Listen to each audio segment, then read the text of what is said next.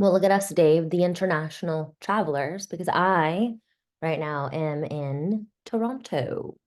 So, I think it's just as cool as Mexico, but the weather's not the best. But anyway, so yes, to your point, it really does boil down to what is enough. And that is where I think we get stuck in the comparison trap because, like, as you mentioned, we were sold that bill of goods from big companies who just were planning on building a big old company that was valuable enough that they could sell it. So they weren't worried about that. But for those of us who, that's probably not our plan, maybe that is, which we'll talk about in a second. Um, where does that leave us? What is enough? And I think sometimes we let other people's definitions of success dictate ours because we forget what enough is for us, or we don't ask ourselves that question. And then one thing that I like to talk about all the time, which it's so funny how there's always all these parallels between business and nutrition. So, what is enough for you is going to depend on what your values and your priorities are. And if you're not clear on that, it's real easy to get swept up in someone else's idea of what is enough. Is there ever enough? Don't stop, get it, that kind of thing. Um, and I think I personally probably let that happen to me just because there's momentum and that can be exciting. Sometimes things get going so quickly that you don't take the time to pause and breathe and say, well, what's this going to look like in a year from now?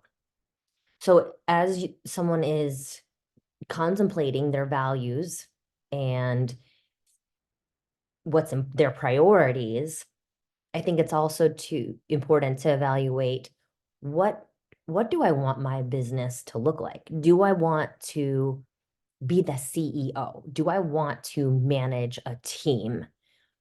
Do I want to be responsible for other people?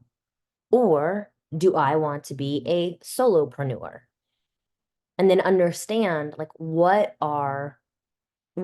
the baggage that comes with both of those, or what is the responsibility that comes with both of those, and which one sounds more appealing to you, because there isn't just one way to run a business. You could be a solopreneur with four clients who are paying you a shit ton of money, or you could be an entrepreneur, or I guess a solopreneur who has thousands of clients who are paying you $25 a month. But to your point, how great of service are those people paying $25 a month really getting? And what's your mission? I was just, it's so funny on my Facebook memories. I check my Facebook memories just about every day. And in 2018, this day, April 13th, was a Friday. And I did like this Friday introduction. And I just actually copied and pasted it in my notes because I didn't want to lose it. And I go on and on and on and on and on. And at the end, I say, my mission is to help you lead your happiest, healthiest life. How many people can I realistically help do that in a way that feels good to me, in a way that the message isn't diluted to clients? You don't want to be like Dave was the first person I heard say this. You don't want to be one of thousands, one of millions. You want to feel important. Like when I think about coaches I work with, or even my therapist, you don't want to know that they have any other clients. You want to be the only one. And maybe that's just me. I hate sharing people. How can I make my clients feel like they are so important and also get them the best results and really change their lives so that they can lead their happiest, healthiest life? I don't think I can do that with thousands of people at a time. And I'm okay with that.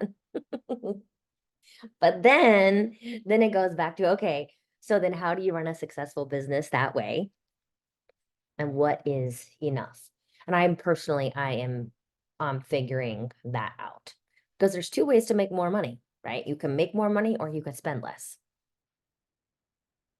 So I don't have a follow-up question for you, Dave. I'm sure you have some thoughts on this.